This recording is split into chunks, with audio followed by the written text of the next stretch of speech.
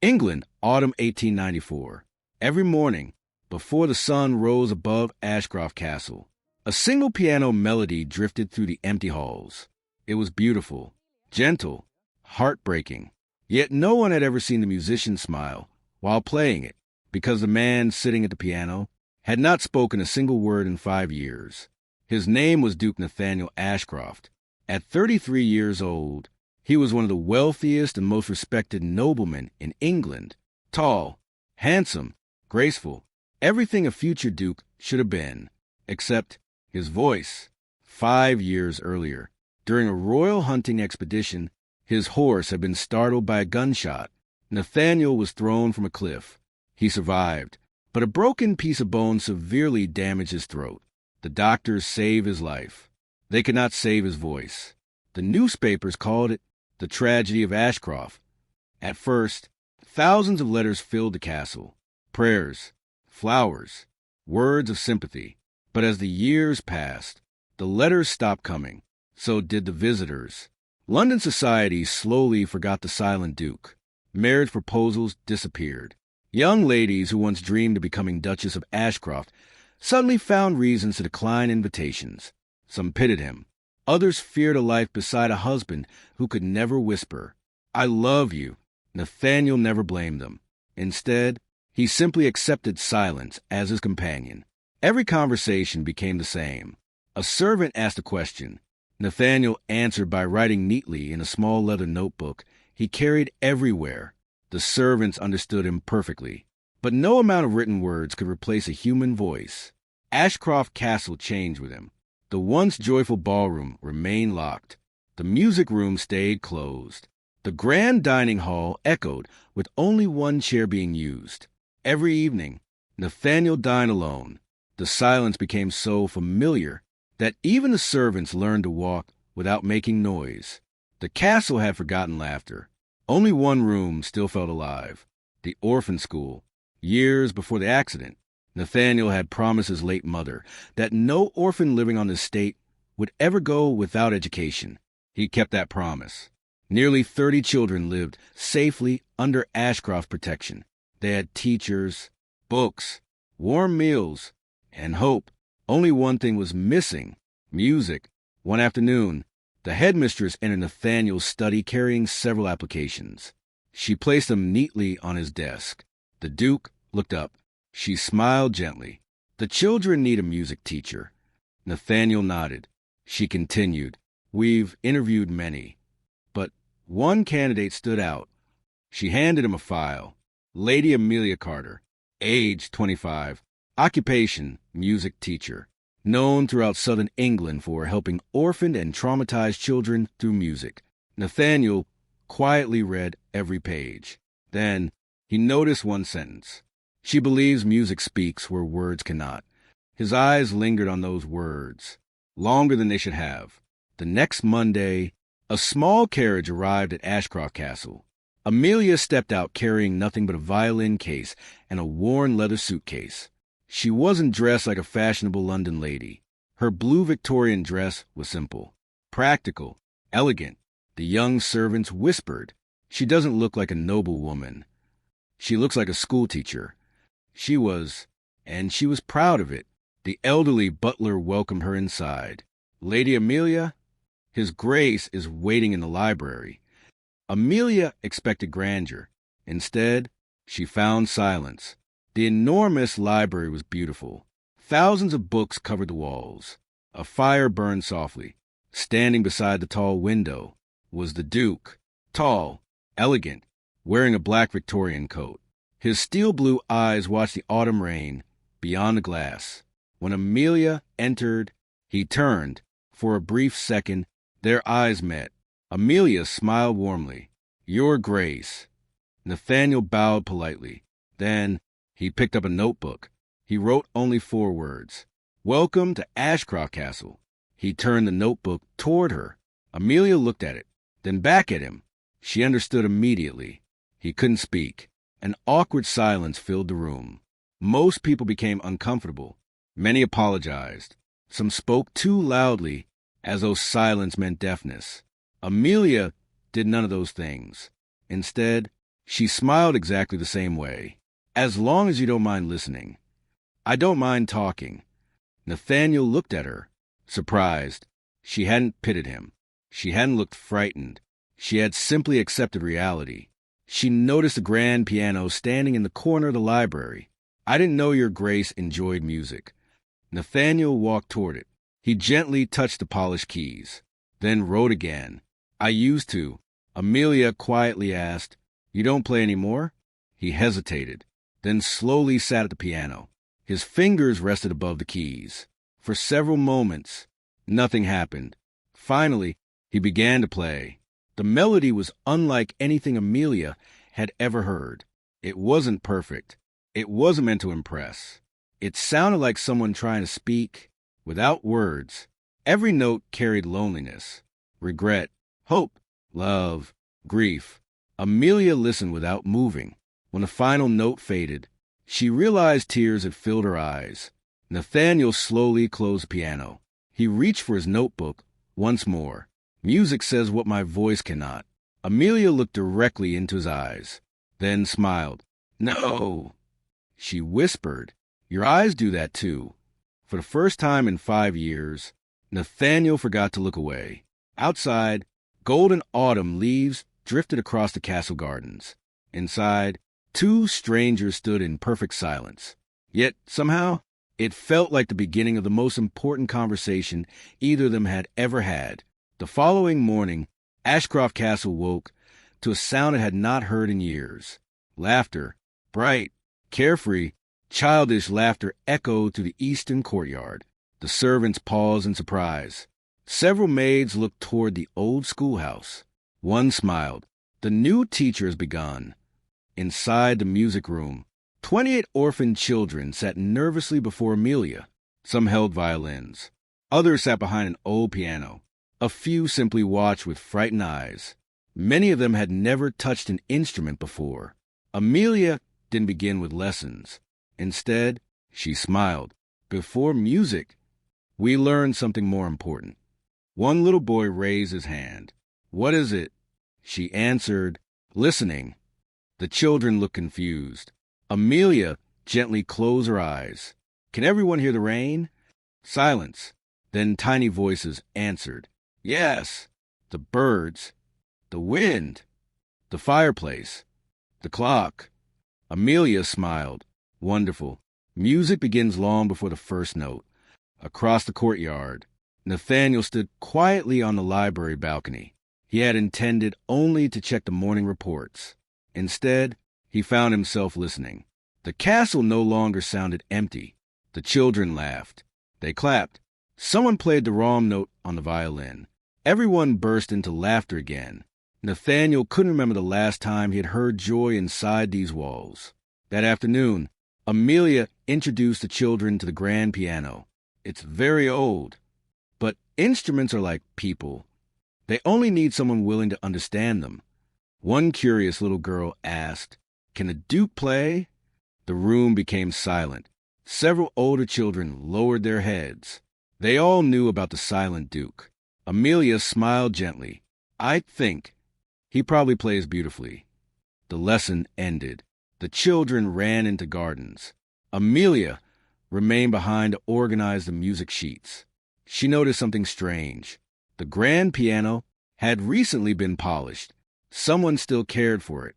Later that evening, the castle corridors became quiet once again. The servants finished their work. The fireplaces burned softly. Amelia couldn't sleep. She decided to walk through the castle. As she passed the music room, she stopped. Someone was playing, very softly, very slowly. She carefully opened the door. Moonlight poured through the tall windows. Nathaniel sat alone at the piano. His back faced her. He didn't notice she had entered. His fingers moved across the keys with astonishing grace. The melody wasn't sad tonight. It sounded hopeful, as though someone were searching for light after years of darkness. Amelia stood perfectly still. She didn't want to interrupt. The final note faded. Nathaniel quietly lowered his hands.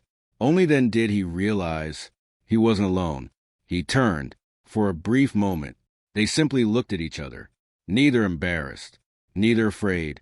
Nathaniel quickly reached for his notebook. He wrote, "I thought everyone was asleep." Amelia smiled. "I couldn't sleep." She stepped closer. "I hope you don't mind." He shook his head. She looked toward the piano. "You've been practicing."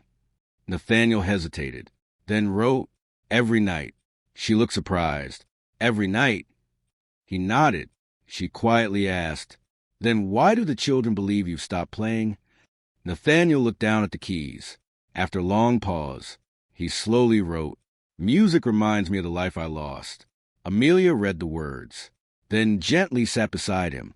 For several moments, neither spoke. Finally, she placed one finger on a piano key. A single soft note echoed through the room. Then another. Nathaniel watched curiously. Amelia smiled. "When I was little, my mother used to tell me something." She pressed another key. "Broken instruments can still create beautiful music." She looked toward him. "So can broken hearts." Nathaniel stared at her. No one had ever spoken to him like that. Not as a duke, not as a man to be pitied. Simply as another human being carrying invisible scars. Amelia slowly stood. She walked toward the door. Before leaving, she turned back. "Tomorrow, the children are learning their first duet." She smiled warmly. "I saved one part for you." Nathaniel looked surprised. He quickly wrote, "I cannot teach them." Amelia gently shook her head. "I didn't ask you to teach. I asked you to play." Then she quietly left. Nathaniel remained alone in the music room. His eyes drifted toward the empty chair beside the piano. For 5 years, he had hidden his music from everyone. Tonight, someone had listened without pity, without sadness, without trying to fix him. She had simply stayed. The next afternoon, the children gathered again. Everyone waited excitedly. Little Oliver looked toward Amelia. "Is the Duke coming today?" She smiled mysteriously. "I don't know. We'll leave one chair empty, just in case." The children arranged the music stands. One chair remained vacant beside the piano. Minutes passed. Nothing happened. The children began practicing anyway. Halfway through the lesson, the heavy wooden door slowly opened. Every child turned. Nathaniel stood quietly in the doorway. The room became completely silent. He looked at Amelia. She simply smiled. Without a single word, she walked to the piano, pulled out the empty chair, and waited. After a long moment, Nathaniel stepped forward. For the first time in 5 years, the silent Duke sat beside other people to play music. The children smiled. Amelia smiled. And somewhere deep inside Nathaniel's heart, a door that had remained closed for years began to open. Autumn slowly faded into winter. For the first time in years, Ashcroft Castle no longer felt empty. Every morning, music drifted through its halls. Children practiced violins in the east wing. The old piano echoed from the music room. Even the servants smiled more often. Many quietly admitted the castle had changed since Lady Amelia arrived. Nathaniel noticed it too. He found himself walking toward the music room every afternoon. At first, he stayed near the doorway. Then, he sat beside the children during rehearsals. Soon, he was playing the piano while Amelia conducted the class. He never spoke. Yet, somehow, the children understood him perfectly. Little Oliver laughed one afternoon. The Duke smiles more now. Several children giggled. Nathaniel looked embarrassed. Amelia smiled. "I think you're right." The Duke rolled his eyes dramatically. The children burst into laughter. Even Nathaniel couldn't hide his smile. But every evening, when the castle became quiet again, his loneliness returned. Inside his private study, he unlocked a wooden cabinet. Hidden inside were dozens of leather journals, 5 years' worth. Every page filled with words no one had ever read. Nathaniel opened the newest journal. He dipped his pen into ink, then slowly began writing. November 18th. Today the children laughed because I missed a piano note. I wanted to laugh with them. I wanted to tell Amelia how grateful I am. Instead, I smiled. Sometimes silence feels heavier than any chain. He paused, looked toward the window. then continued, I fear becoming close to her. She deserves a man who can whisper good morning, who can sing beside her, who can comfort her with words. I cannot even say her name. He gently closed the journal. The next morning, strong winds swept across Ashcroft Castle. Amelia carried a stack of music books through the garden. Suddenly, a powerful gust scattered loose papers across the courtyard. Oh no! The children chased the flying pages. One notebook landed beneath the old oak tree. Amelia hurried after it. She picked it up. It wasn't one of her music books. It was Nathaniel's journal. She recognized the leather cover immediately. The notebook had fallen open. One page caught her eye. She never intended to read it. But before she could close it, a sentence stood clearly before her. No woman deserves a husband who cannot tell her he loves her. Amelia froze. Her heart ached. She quickly shut the journal. She had seen only one page. Nothing more. Quietly, she carried it toward the castle. Nathaniel was searching every room. His notebook was gone. For the first time in years, panic filled his face. Those journals contained everything he had never been able to say. If anyone read them, he didn't know how he would bear it. As he entered the library, he stopped. Amelia stood waiting. The journal rested safely on the table. She smiled gently. I think this belongs to you. Nathaniel hurried forward. He opened it. Nothing had been moved.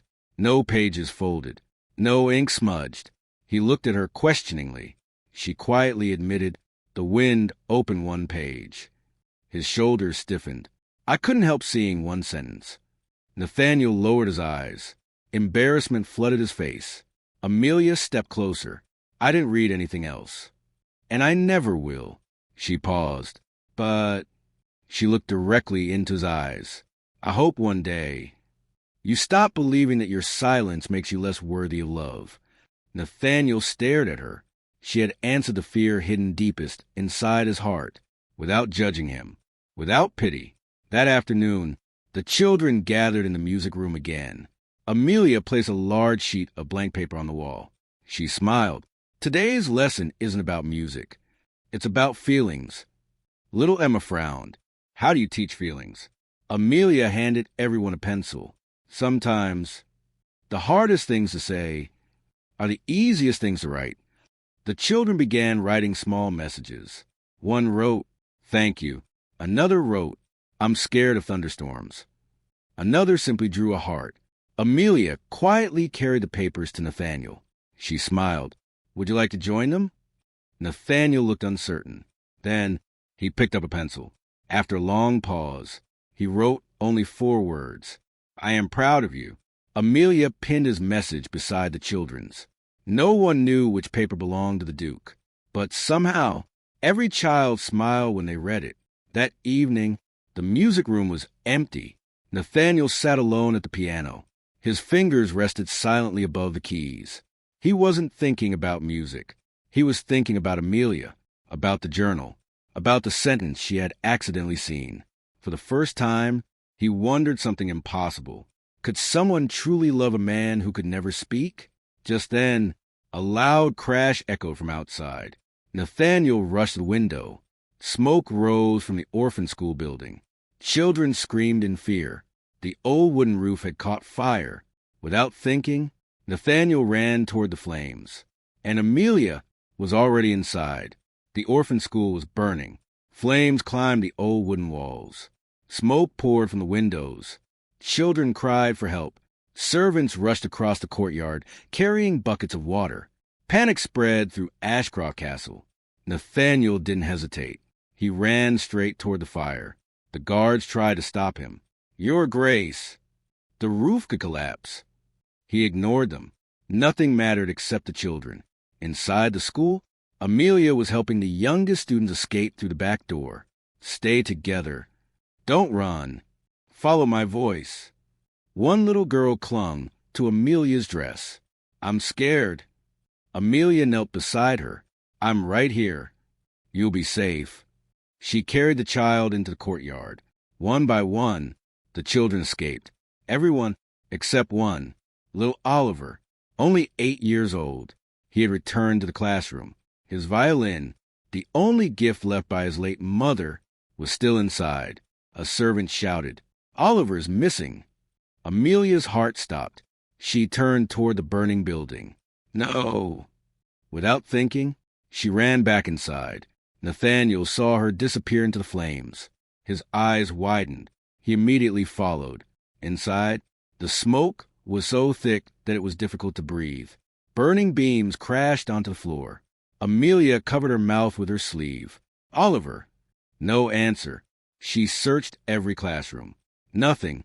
Then she heard faint coughing from the music room.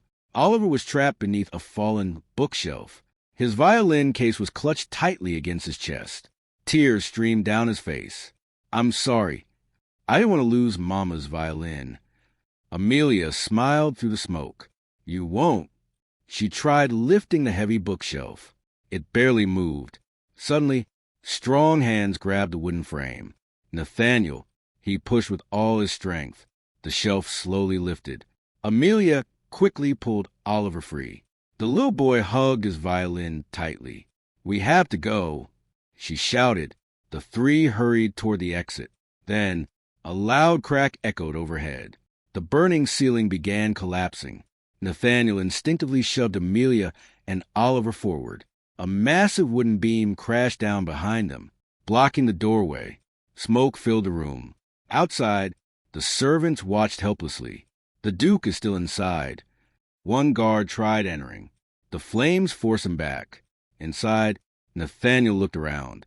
Only one small window remained open, too small for all three. Amelia quickly understood. Oliver had to go first. Nathaniel nodded. Together, they lifted the little boy toward the window. Outside, the guards caught him safely. Now only Amelia and Nathaniel remained. The fire spread rapidly. The room grew hotter every second. Amelia looked toward the narrow window. Only one person could fit at a time. "You first." Nathaniel immediately shook his head. He pointed toward her. She refused. "So do you?" He smiled faintly, then slowly wrote 4 words in his notebook. "Children first. You next." Amelia's eyes filled with tears. "I'm not leaving without you." A burning beam suddenly fell beside them. The window frame began cracking. Nathaniel gently took Amelia's hand. For a moment, time seemed to stop. He looked into her eyes. His gaze said everything his voice never could. "Trust me." Reluctantly, Amelia climbed through the window. The guards pulled her outside. She immediately turned back.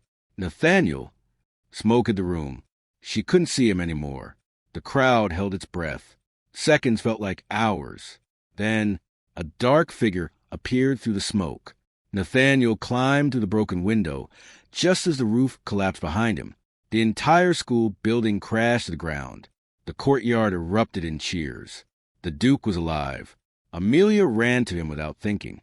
She threw her arms around him. For a long moment, neither of them moved.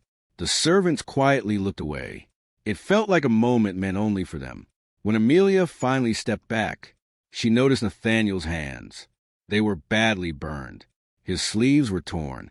His face was covered in soot. She whispered, "You were hurt." Nathaniel simply smiled, then wrote, "Everyone is safe." She looked at the notebook, then back at him. "No," she said softly, "you saved all of us." That evening, the castle physician finished treating Nathaniel's burns. "They'll heal, but your grace must avoid playing the piano for several weeks." Nathaniel looked silently toward his bandaged hands. The piano, his only voice, would now remain silent. Later that night, Amelia entered the empty music room. She sat before the grand piano. She gently placed her fingers on the keys. Instead of playing Nathaniel's favorite melody, she played a new one, soft, gentle, hopeful, a melody of healing. Unknown to her, Nathaniel stood quietly outside the half-open door, listening for the first time in years. Someone was playing music, not for the Duke, but for Nathaniel. A small smile appeared on his face. Then, a servant came running down the corridor. "Your Grace, a lady from London has arrived. She says she already has an understanding with you, and intends to become the future Duchess of Ashcroft.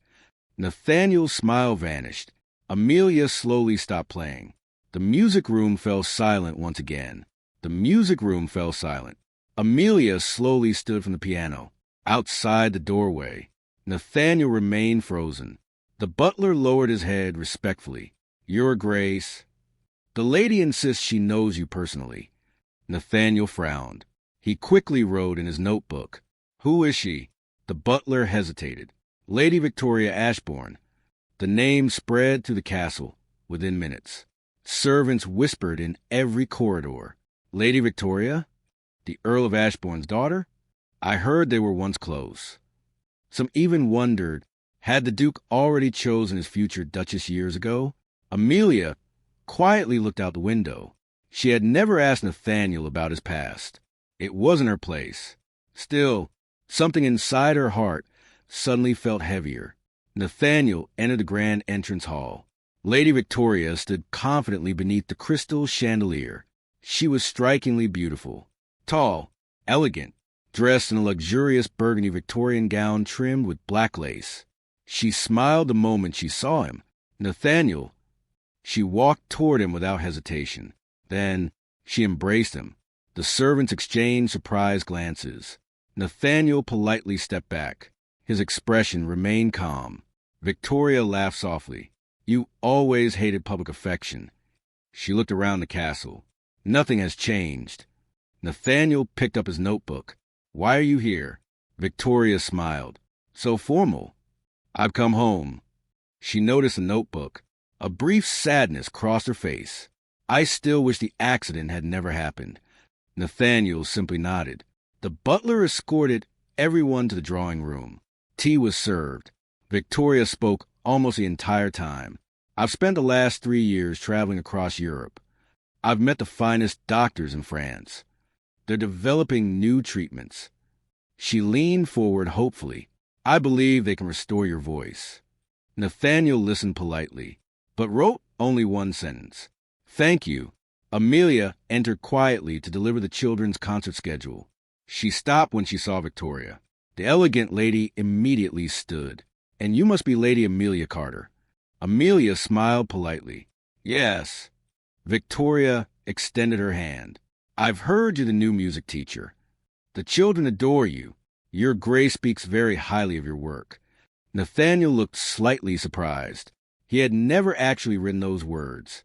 Victoria noticed his expression. She laughed. Oh, I assumed. An awkward silence followed. Amelia gently placed the music papers on the table. I'll leave you both to talk. Nathaniel instinctively reached out, as if asking her to stay. But Amelia had already left the room. That evening, the castle felt different. The laughter had faded. The servants walked more quietly than usual. Rumors spread quickly. Some believed Lady Victoria would soon become the Duchess. Others whispered that Amelia would leave. Meanwhile, Nathaniel sat alone in his study. He stared at the blank page before him, then slowly began writing. People think Victoria belongs beside me. Perhaps they are right. He stopped, crossed out the sentence, started again. No, another pause. His hand trembled slightly. Finally, he wrote the truth. When Amelia leaves a room, the castle becomes silent again. He closed the notebook immediately, as though afraid of his own thoughts. The next morning, Victoria toured the castle with the butler. She admired the gardens, the galleries, the grand ballroom. Then, music floated through the corridor. She followed the sound. Inside the music room, Amelia was teaching the children a simple melody. Nathaniel sat quietly at the piano beside them because of his bandaged hands. He couldn't play. Instead, he watched. The children laughed freely. One little girl made a mistake. Everyone giggled. Even Nathaniel smiled. Victoria remained at the doorway, watching. She noticed something immediately. The Duke's eyes never left Amelia. Not once. After the lesson ended, Victoria approached Amelia privately in the garden. You care about him? It wasn't a question. Amelia looked surprised. I care about everyone in this castle. Victoria smiled knowingly, but not in the same way. Amelia remained silent. Victoria sighed. I've known Nathaniel since we were children. Our families hope we'd marry someday. She looked toward the gardens where Nathaniel was helping Oliver plant flowers. But hope isn't the same as love. Amelia quietly asked, "Why are you telling me this?" Victoria smiled gently. Because I've never seen him look at anyone the way he looks at you. Before Amelia could answer, a horse galloped through the front gates at full speed. A royal messenger jumped down. His face was pale. He rushed toward Nathaniel. "Your Grace." He handed over a sealed document bearing the royal crown. Nathaniel opened it. His expression changed instantly. He looked toward Amelia, then toward Victoria. The letter contained only one order. By command of the Crown, Duke Nathaniel Ashcroft is required to travel to London immediately to attend a royal council meeting, where his future marriage will also be discussed. The courtyard fell completely silent. Amelia's heart sank. Victoria slowly lowered her eyes, and Nathaniel, for the first time since losing his voice, wished he could speak. The journey to London lasted 2 days. Inside the royal carriage, Nathaniel sat quietly by the window. Across from him, Lady Victoria read a newspaper. Amelia sat beside the opposite window, pretending to admire the passing countryside. No one spoke. The silence felt heavier than ever. When they arrived at Westminster Palace, the royal council was already waiting. Dukes, earls, judges, government ministers, every powerful noble in England had gathered. Nathaniel bowed respectfully. The Lord Chancellor stepped forward. "Your Grace, the Crown appreciates your years of service." Nathaniel nodded politely. Then the Chancellor continued. "There is one matter that concerns Her Majesties." He paused. "You are the last Duke of Ashcroft. The Ashcroft bloodline must continue." Several nobles murmured in agreement. Another council member stood. "England needs certainty. Your marriage cannot be delayed forever." He looked toward Victoria. "Lady Victoria Ashbourne comes from an honorable family. Her family has expressed their willingness." The room became silent. Everyone waited for Nathaniel's answer.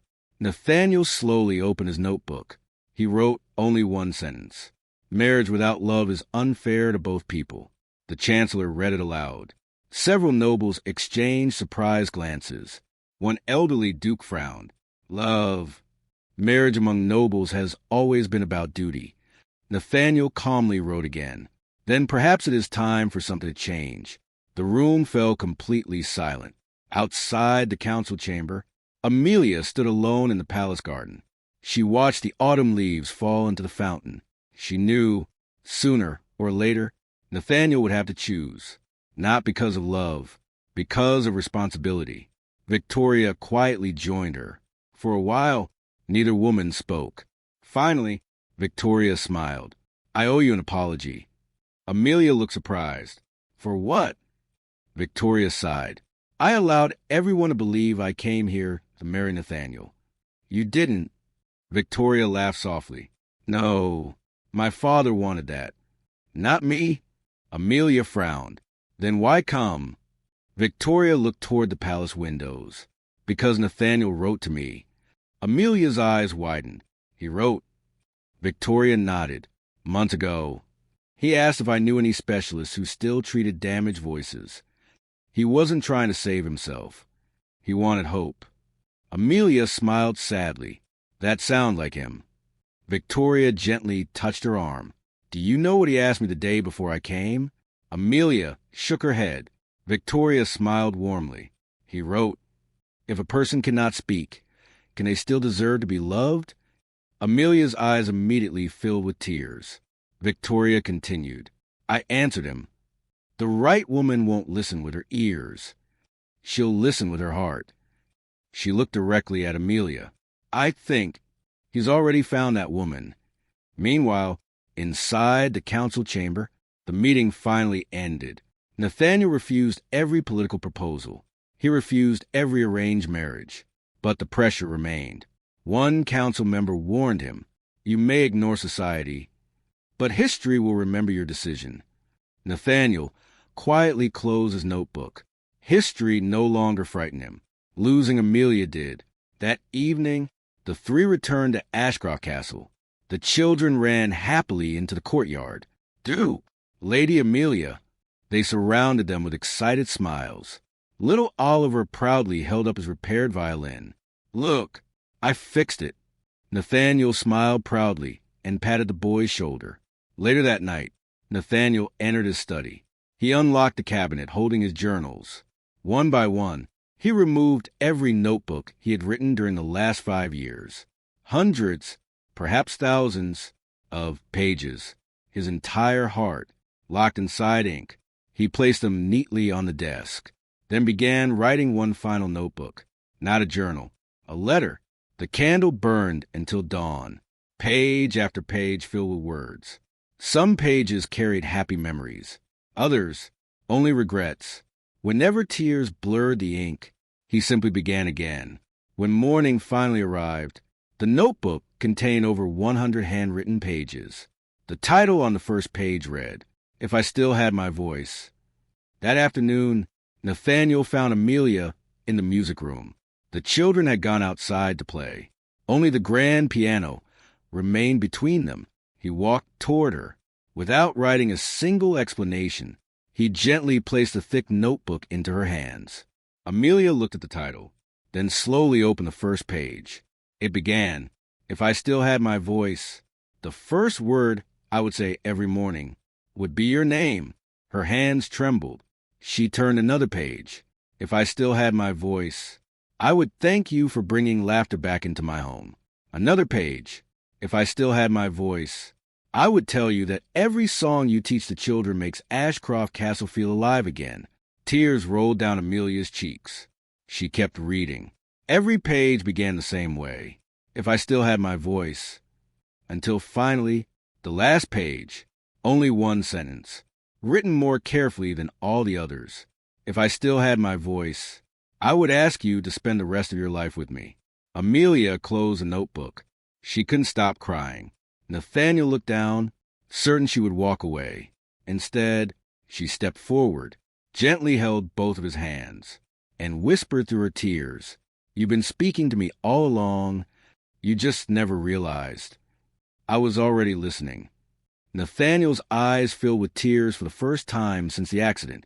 Neither of them noticed, standing silently outside the half-open door. The elderly castle physician had witnessed everything. He quietly wiped away a tear, then hurried toward the Duke's study, because tucked away in his medical bag was a letter from the most famous throat surgeon in Europe, and inside it, a message that could change Nathaniel's life forever. The entire castle remained awake that night. The physician's carriage had barely stopped before he hurried into Nathaniel's study. His face carried an excitement no one had seen in years. He placed a sealed envelope on the desk. Nathaniel looked at him questioningly. The physician smiled. "It's from Professor Henri Beaumont." Nathaniel immediately recognized the name. The greatest throat surgeon in Europe.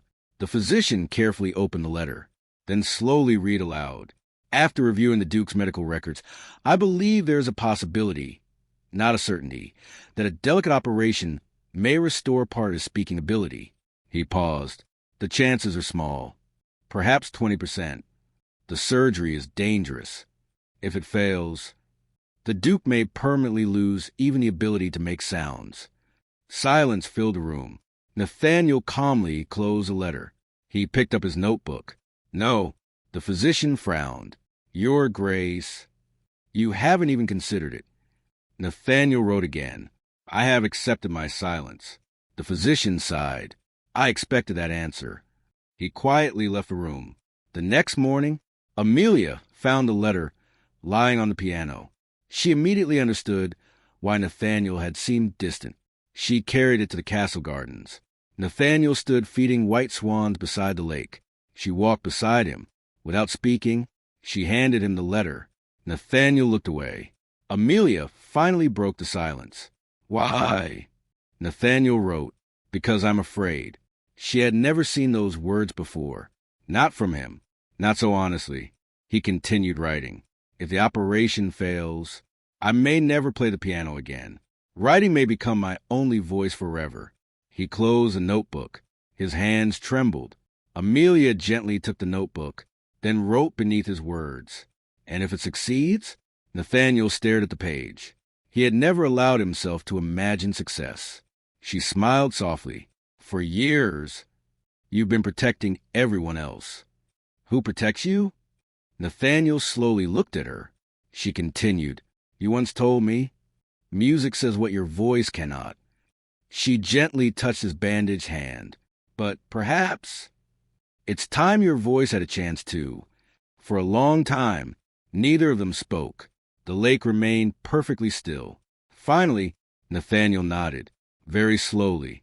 3 weeks later, Professor Henri Beaumont arrived from Paris. The operation was scheduled immediately. The castle became unusually quiet. Even the children whispered. Little Oliver asked Amelia, Will the Duke be all right? She smiled. I believe he will. Though inside, she was terrified. The surgery lasted 6 hours. Every servant waited outside the operating room. The physician finally emerged. His face was exhausted, but smiling. The operation was successful. A wave of relief spread through the castle. But he raised one hand. We won't know the result for several weeks. Recovery was slow. Nathaniel wasn't allowed to write. He wasn't allowed to whisper. He wasn't even allowed to attempt speaking. Complete silence for 21 days. Amelia visited him every afternoon. Sometimes she simply sat beside the window, reading books aloud. Sometimes she played the piano. Other times, neither of them did anything at all. They simply enjoyed each other's company. Words no longer seemed necessary. Finally, the day arrived. Professor Beaumont entered Nathaniel's room. The physician smiled gently. Today, we try. Nathaniel swallowed nervously. For the first time in 5 years, hope frightened him more than silence. Everyone waited outside. Amelia, the children, the servants. No one moved. The room remained completely quiet. Professor Beaumont nodded encouragingly. Take your time. Nathaniel slowly inhaled. His throat burned. His lips trembled. Nothing came. He tried again. Only air escaped. He closed his eyes. Disappointed, the professor gently said, Don't force it. Think of someone you truly wish to speak to. Nathaniel's thoughts immediately found only one person. Amelia. He pictured her smile, her kindness. The first day she walked into the library, the children laughing, the notebook, the piano, everything. He inhaled once more, very carefully. Then a tiny sound escaped, barely louder than a whisper. Hey! The professor smiled. Again, Nathaniel tried once more. A.M. Outside the room, Amelia suddenly froze. She looked toward the door. Had she imagined it?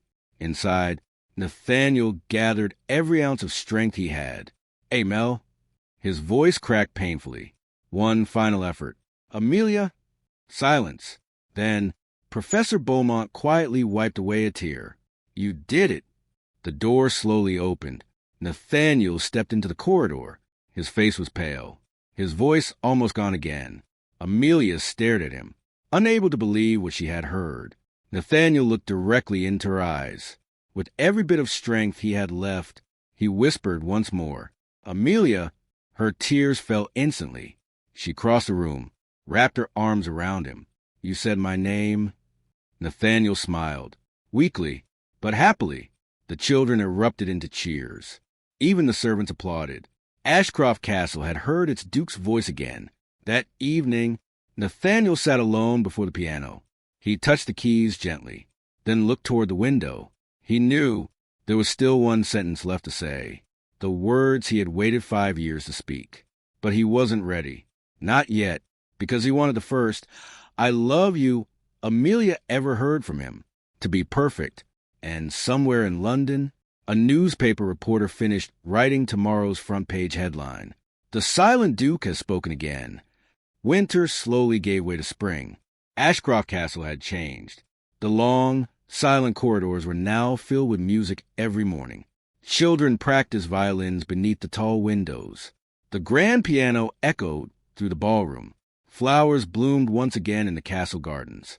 For the first time in years, Ashcroft Castle truly felt alive. Nathaniel's recovery continued.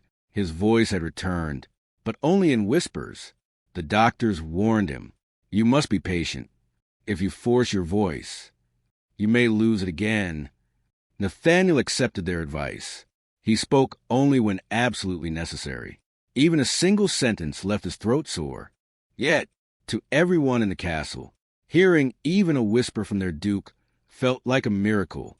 One bright morning, little Oliver came running into the music room. "Lady Amelia," she looked up from the piano. "What is it?" The duke asked everyone to meet in the ballroom tonight. The children exchanged excited glances. "A party?" Oliver grinned. He wouldn't tell me. By sunset, the grand ballroom had been transformed. Crystal chandeliers sparkled overhead. Hundreds of white roses decorated every corner. Candles filled the room with warm golden light. The villagers, the servants, the orphaned children, even noble guests from London had arrived. A small stage stood in the center. A grand piano rested beneath a single spotlight. Amelia entered wearing a beautiful light blue Victorian gown. The children applauded the moment they saw her. She looked around, but Nathaniel was nowhere to be seen. Then, the ballroom doors slowly opened. Every conversation stopped. Nathaniel entered, dressed in an elegant black Victorian tailcoat. His posture was confident, his expression peaceful.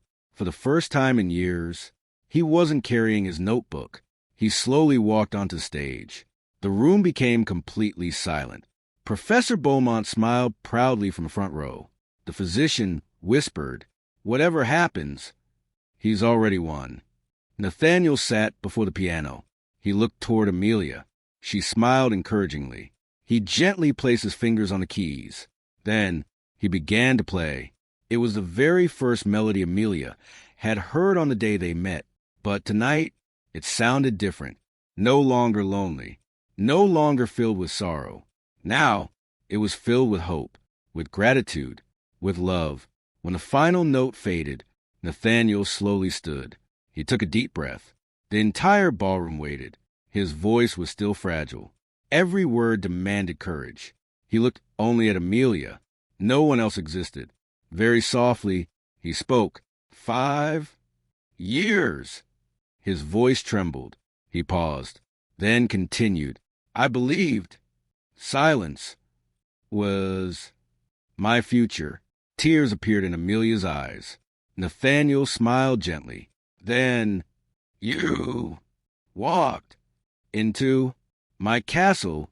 His breathing became heavier. Professor Beaumont quietly nodded. Slowly, Nathaniel looked directly into Amelia's eyes. "You gave music back to my home." A tear rolled down his cheek. He stepped down from the stage, slowly, carefully, until he stood directly before her. The ballroom was so quiet. Even the candle flame seemed still. Nathaniel reached for Amelia's hands. His voice barely rose above a whisper, but every person in the room heard him. "Amelia?" A small smile appeared on her face. He swallowed, gathering every bit of strength he had. Then, at last, he spoke the words he had carried in his heart for 5 long years. "I love you." Silence. For one beautiful heartbeat, the entire world stood still. Amelia covered her mouth as tears streamed down her face. She laughed through her tears. "I've been waiting so long to hear those words." Nathaniel smiled. "So have I." Without another word, she wrapped her arms around him. The ballroom erupted into applause. The children cheered. Several servants wiped away tears. Even the proud nobles from London stood and applauded. Professor Beaumont quietly removed his glasses to hide his own tears. Little Oliver suddenly climbed onto the stage. He lifted his violin. The other children smiled. Without needing instructions, they began playing the same melody Amelia had taught them on her very first day at Ashcroft Castle. One by one, the guests joined the dance floor. The ballroom filled with laughter, music, and happiness. Later that evening, Nathaniel and Amelia walked through the castle gardens beneath thousands of glowing lanterns. White roses bloomed along every path. Nathaniel looked at the stars, then quietly said, "Do you know what saved me?" Amelia smiled. "The operation?" He gently shook his head. "No, you." She squeezed his hand. "And do you know what you gave me?" He looked at her. "A home." Several months later, they were married in the chapel of Ashcroft Castle. This time, the church was overflowing with guests, not because of royal duty, but because everyone wanted to celebrate a love story that had inspired all of England. The children played violins as Amelia walked down the aisle. Nathaniel waited with tears in his eyes. When the priest asked, "Do you take Amelia Carter to be your wife?" Nathaniel smiled. His voice was still soft, but strong enough. "I do." The entire chapel burst into applause. Years later, Ashcroft Castle became famous throughout England, not for its wealth, not for its title, but for its music school. Orphaned children from across the country came to learn there. Every spring, the Duke and Duchess personally attended the annual concert. Nathaniel still spoke quietly, sometimes only in whispers, but he no longer feared silence, because he had learned something far more important. Love was never measured by how loudly someone spoke, but by how deeply they were heard. And whenever visitors asked, "Why is Ashcroft Castle called a castle of music?" the children always smiled and answered, "Because this is the place where music gave a silent Duke his voice and love gave him his life." As the sun set behind Ashcroft Castle, Nathaniel took Amelia's hand. She smiled at him. He smiled back. This time, no notebook, no written words. Only two hearts that had finally learned to speak the same language.